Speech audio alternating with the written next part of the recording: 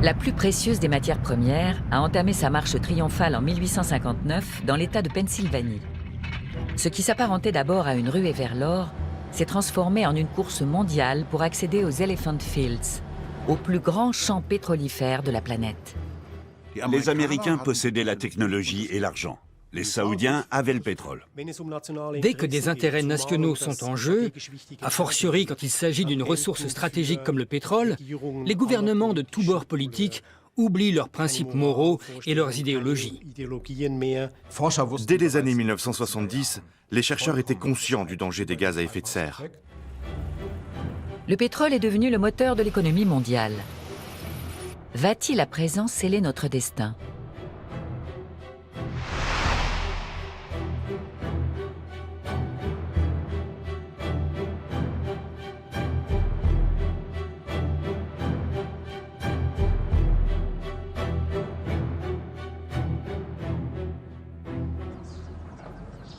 Le dimanche 25 novembre 1973 et les 3 dimanches suivants, il est interdit de circuler en voiture sur tout le territoire ouest-allemand.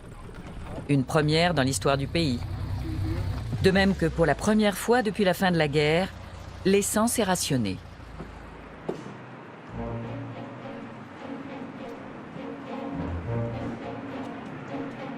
Certaines stations-service allemandes et britanniques sont en rupture de stock. En France, les prix explosent. Ici aussi, on craint de manquer de pétrole. Les gens font tous des réserves, comme si on était à l'aube d'une 3e guerre mondiale.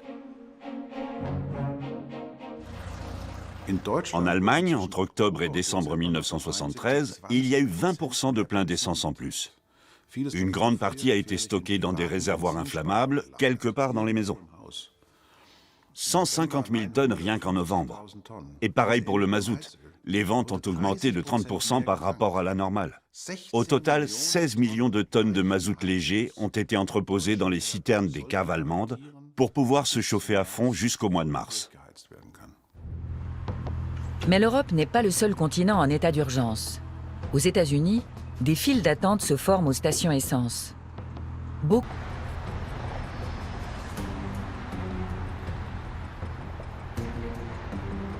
1973, des troupes égyptiennes et syriennes attaquent Israël.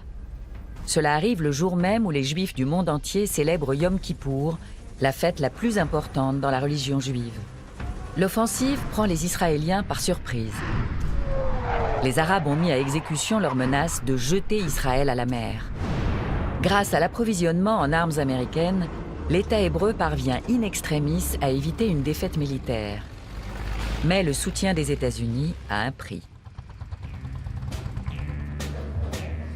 Quelques jours seulement après les livraisons d'armements américains, les pays pétroliers arabes réduisent leurs exportations. Du jour au lendemain, le prix du baril augmente de 70%. Le pétrole est devenu une arme politique et ses effets sont potentiellement redoutables pour l'Occident. Plus de 60% des réserves connues à l'époque se trouvent dans le monde arabe. Les livraisons de pétrole aux alliés d'Israël, comme l'Allemagne, sont réduites à partir du 5 novembre 1973.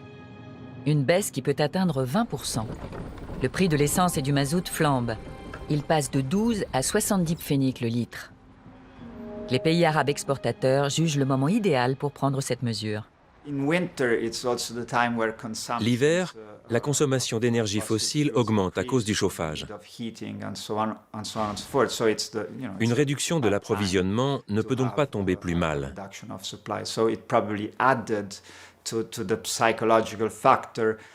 Il y a aussi un facteur psychologique, à savoir qu'à l'époque, les noms comme Arabie Saoudite ou Koweït sont entrés dans la carte mentale des Européens de l'Ouest.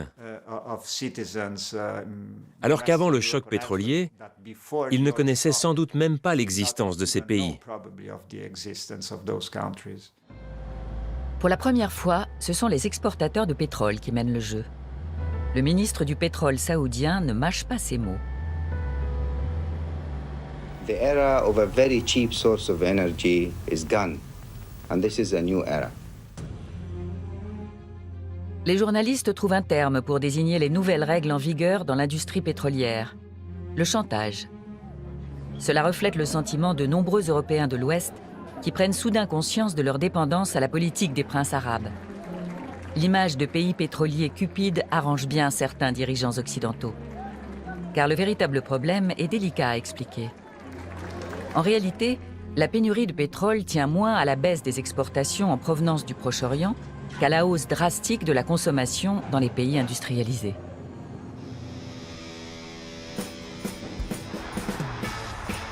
En Occident, les besoins sont passés de 19 millions de barils par jour au début des années 1960 à 44 millions en 1972.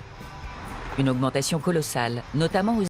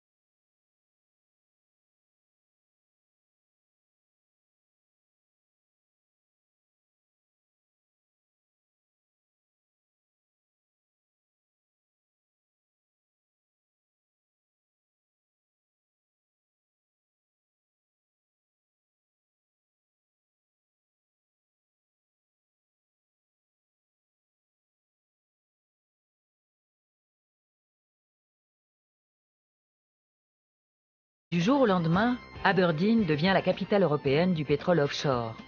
Le port écossais s'enrichit.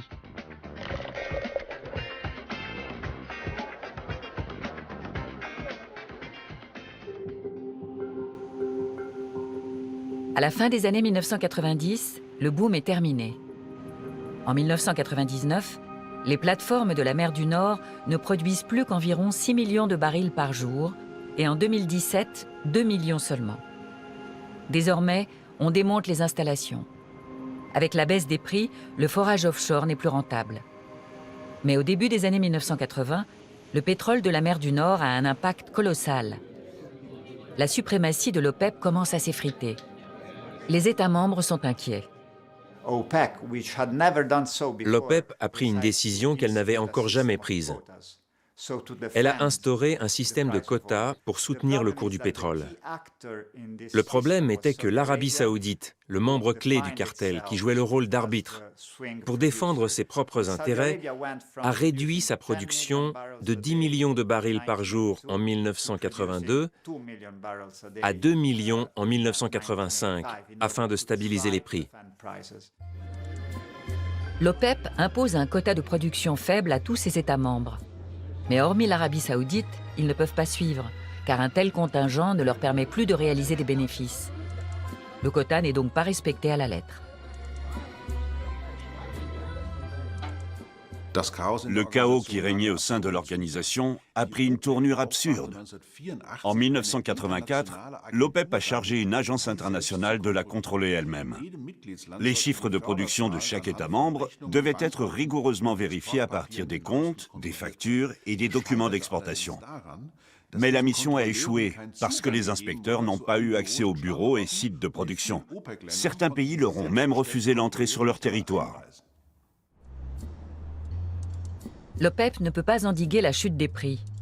Si un baril de brut coûte encore plus de 39 $ en avril 1980, il vaut moins de 10 $ en 1986, soit une réduction de 74%. Pour l'OPEP, c'est une situation inédite.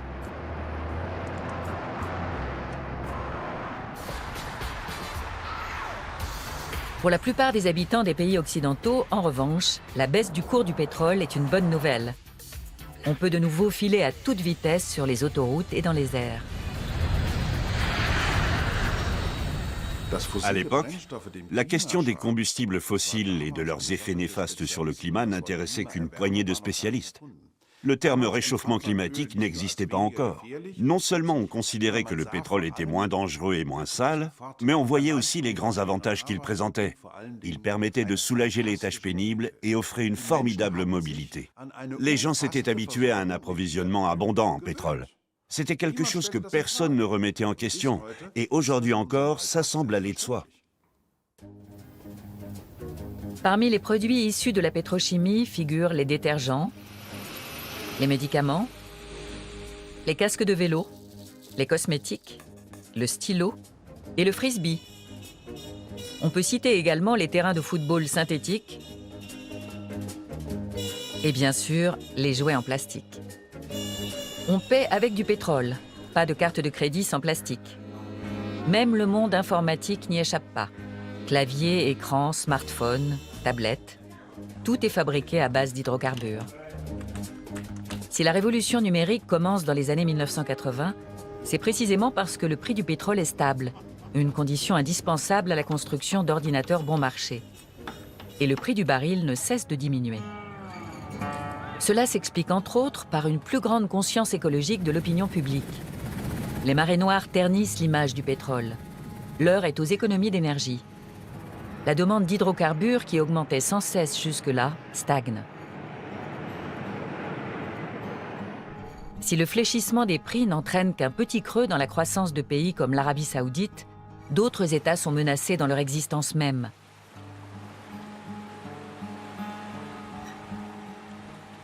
À la fin des années 1980, le plus grand pays du monde s'enfonce toujours plus dans l'abîme.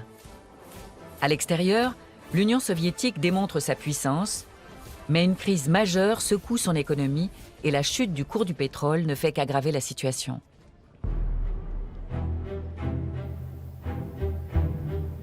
Le budget de l'État soviétique est très dépendant des exportations de pétrole. Pour assurer sa survie, l'immense empire a besoin de 15 à 17 milliards de dollars par an. La baisse du prix du brut inflige des milliards de pertes à l'URSS. Vladimir Poutine aime dire que la perestroïka a été le coup de grâce pour le bloc communiste. Mais l'effondrement du cours du pétrole y est aussi pour beaucoup. Au milieu des années 1980, pour la première fois, on ne pouvait plus masquer les maux de l'économie soviétique. Il y avait une pénurie de produits alimentaires. Des files d'attente se formaient devant les magasins et les boulangeries. Soudain, les gens se rendaient compte que ce que leur régime leur avait raconté jusque-là, à savoir que l'URSS était le meilleur pays au monde et que le socialisme allait résoudre tous les problèmes, que tout cela n'était pas vrai. Le régime ne pouvait plus balayer d'un revers de la main ces difficultés, qui étaient dues en partie à la chute du prix du pétrole. Il ne pouvait plus acheter de la nourriture à l'étranger pour remédier temporairement à la pénurie. Il fallait engager des réformes. La population entière voyait bien ce qui se passait. Les gens faisaient la queue des heures pour acheter une miche de pain. Ce n'était pas digne d'une superpuissance.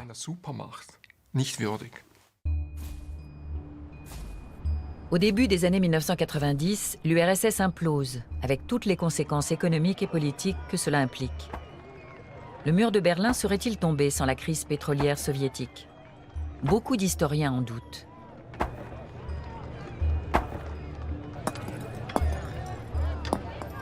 Et aujourd'hui, la Russie est chroniquement dépendante des ressources fossiles.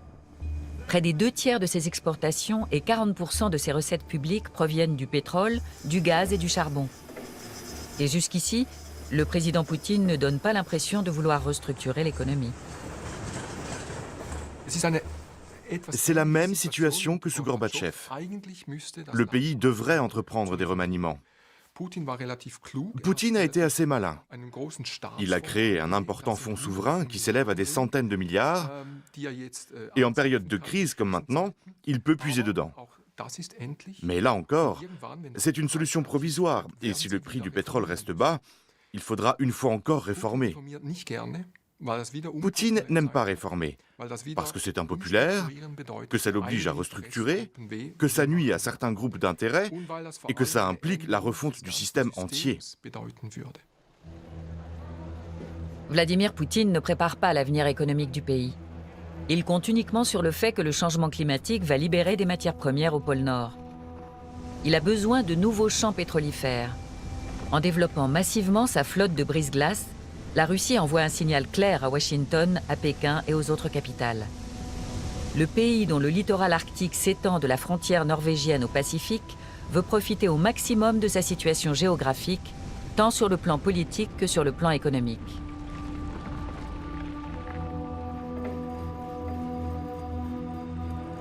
Le nord du cercle polaire renferme 13% des gisements potentiels de pétrole du globe. Vladimir Poutine déclare en 2012 « Les champs offshore, en particulier dans l'Arctique, constituent notre réserve stratégique pour le XXIe siècle. » Le pétrole est ainsi une réserve, voire une arme stratégique. Là encore, c'est une situation qui n'est pas nouvelle. En 1990 déjà, un homme se voit comme le futur maître du pétrole et le leader du monde arabe, Saddam Hussein. Le matin du 2 août 1990, 100 000 soldats irakiens envahissent le Koweït. Saddam Hussein a un objectif clair, prendre possession des puits de pétrole koweïtiens. La longue guerre contre l'Iran a pris fin 2 ans plus tôt. Elle a affaibli financièrement l'Irak.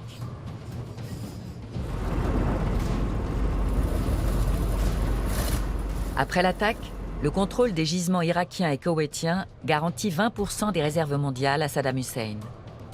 Aux États-Unis, en Europe de l'Ouest et au Japon, on tire la sonnette d'alarme. La prochaine cible de Saddam Hussein sera-t-elle l'Arabie saoudite?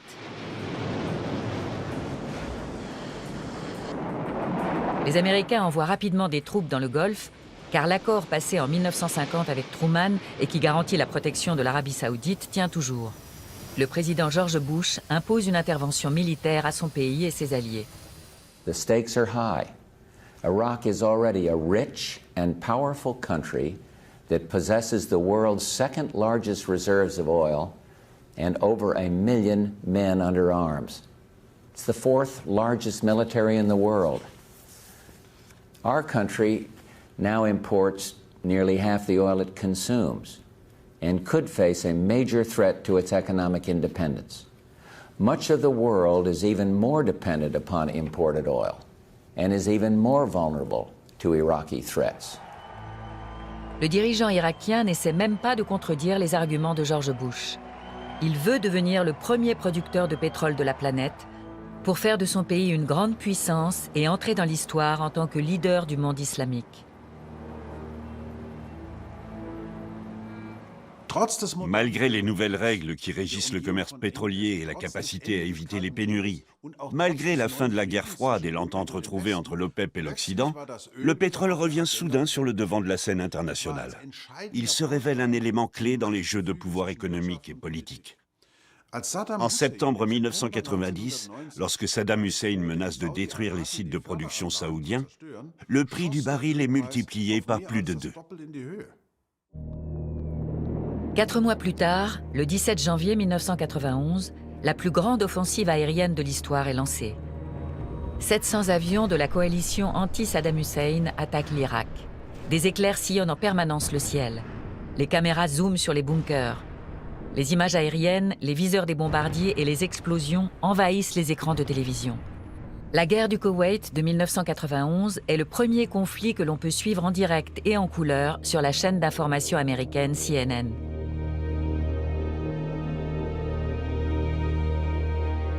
La riposte de la coalition est suivie des faits.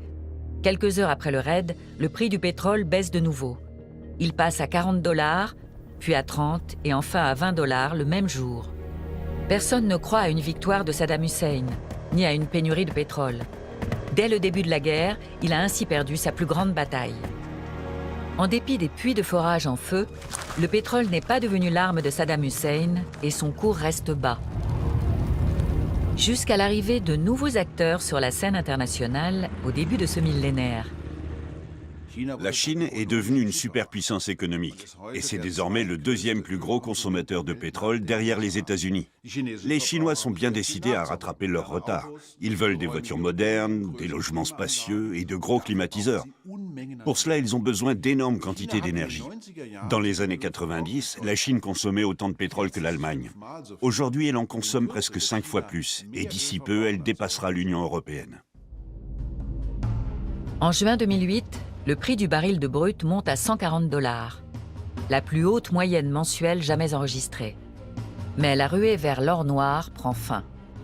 Une technique d'extraction controversée devient pour la première fois rentable, la fracturation hydraulique. Le premier boom du pétrole de schiste commence en 2008. 5 ans plus tard, en 2013, les Américains extraient plus de pétrole qu'ils ne l'ont jamais fait dans leur histoire. La production grimpe à 1,1 million de barils par jour, soit une hausse de 13,5%. Et tout cela grâce à la fracturation hydraulique. 10 ans plus tôt, ils pensaient encore que leurs réserves de pétrole seraient bientôt épuisées. Mais à présent, les États-Unis produisent plus de 11 millions de barils par jour, dont 3 millions rien qu'au Texas. En 2015, pour la première fois en 40 ans, les États-Unis exportent à nouveau du pétrole. L'industrie pétrochimique est florissante.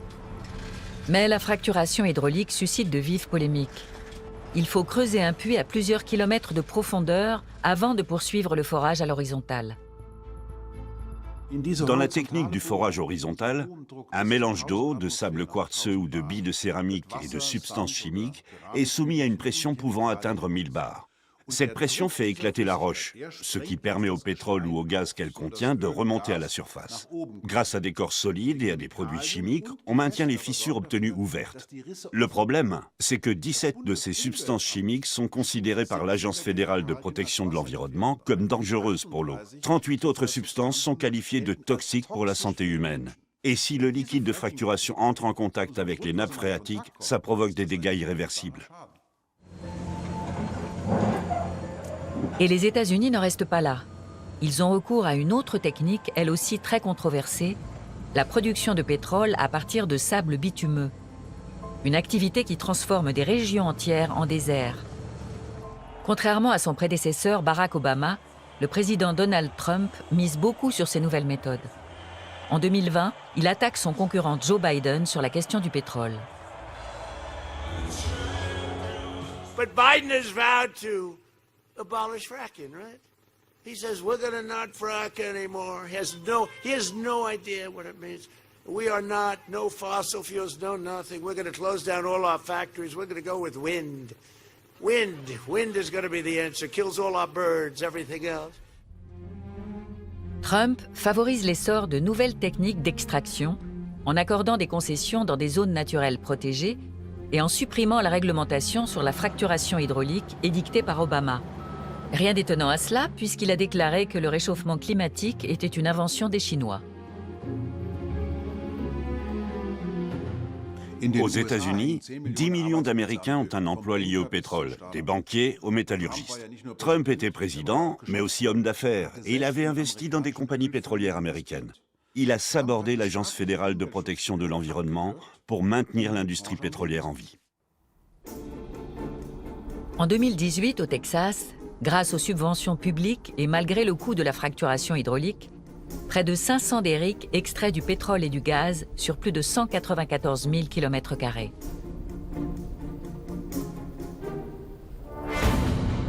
En 2019, 160 ans après la découverte du premier gisement en Pennsylvanie, les progrès technologiques permettent aux États-Unis de redevenir le premier producteur de pétrole au monde, devant la Russie et l'Arabie saoudite, et aussi le plus grand exportateur de pétrole. L'Amérique renoue ainsi avec l'époque de Rockefeller.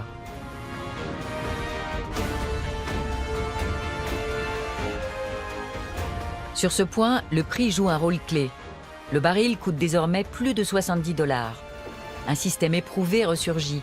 Une forte demande, une hausse des prix et des défenseurs de l'environnement entravés par la loi.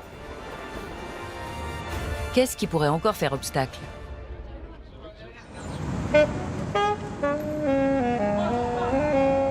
La pandémie de Covid remet en cause les anciens modèles. Début 2020, plus aucune grande puissance économique n'a besoin de pétrole. Tout est à l'arrêt. Bien qu'extraordinairement bon marché, le pétrole ne trouve pas preneur. Le cours du baril atteint son taux historique le plus bas. Les négociants doivent mettre la main à la poche pour se débarrasser de leur stock. Les pétroliers ne peuvent plus décharger leur cargaison car tous les entrepôts sont pleins à craquer. Bien sûr, l'économie mondiale va redémarrer et la demande en pétrole va de nouveau augmenter. Mais il semblerait que cette rupture arrive à un moment où l'humanité se trouve à un tournant. Pour la préservation du climat et la survie de l'humanité, il est indispensable de repenser l'approvisionnement énergétique. Le pétrole, le gaz et le charbon sont nocifs pour le climat. Leur extraction et leur combustion libèrent du méthane et du dioxyde de charbon, qui représentent environ 72% des gaz à effet de serre. Lutter contre le réchauffement climatique, c'est aussi combattre la toute-puissante industrie pétrolière qui dispose d'énormes moyens financiers. Elle est défendue par l'un des lobbies les plus influents au monde et elle a longtemps tout mis en œuvre pour que la peur du dérèglement climatique ne menace pas ses bénéfices. Shell était déjà parfaitement conscient du danger des gaz à effet de serre au milieu des années 1980. Vers 1984, le groupe a chargé 6 de ses chercheurs de se pencher sur le sujet. Et en 1988, ces 6 experts ont remis un rapport volumineux qui était on ne peut plus clair. Les chercheurs expliquent sans l'ombre d'un doute que le dioxyde de carbone libéré par la combustion d'énergie fossile va réchauffer la planète. Pas du vivant des décideurs actuels, précisent-ils, mais sans doute de celui de leurs enfants et petits-enfants, c'est-à-dire aujourd'hui.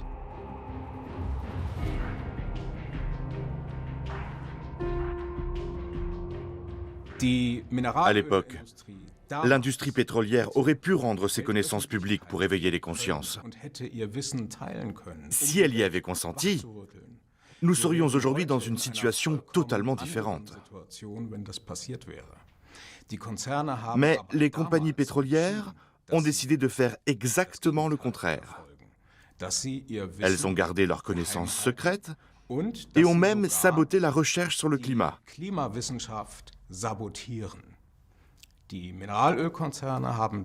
Elles ont créé une organisation, la Global Climate Coalition,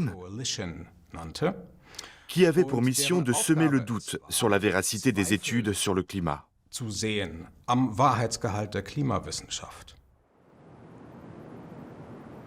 Aujourd'hui, les compagnies pétrolières ne remettent plus en question le changement climatique. Même si une sortie du pétrole serait pour elles un cauchemar financier, il n'y a pas d'alternative. Aussi effroyable soit-elle, la pandémie pourrait bien faire évoluer les mentalités.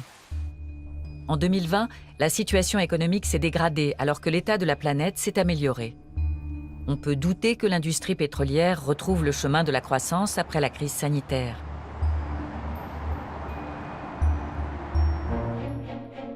Depuis la découverte du premier gisement, le pétrole influe sur le cours de la politique et de l'économie mondiale. Guerre, essor, défaite, consommation, pauvreté, le précieux liquide a marqué l'ère industrielle moderne. Il a fait naître d'étranges alliances. Des partenaires sont devenus ennemis et des rivaux amis. Le pétrole écrit l'histoire depuis 160 ans. Reste à savoir à quelle vitesse nous parviendrons à nous passer de l'or noir, sachant que notre avenir même en dépend.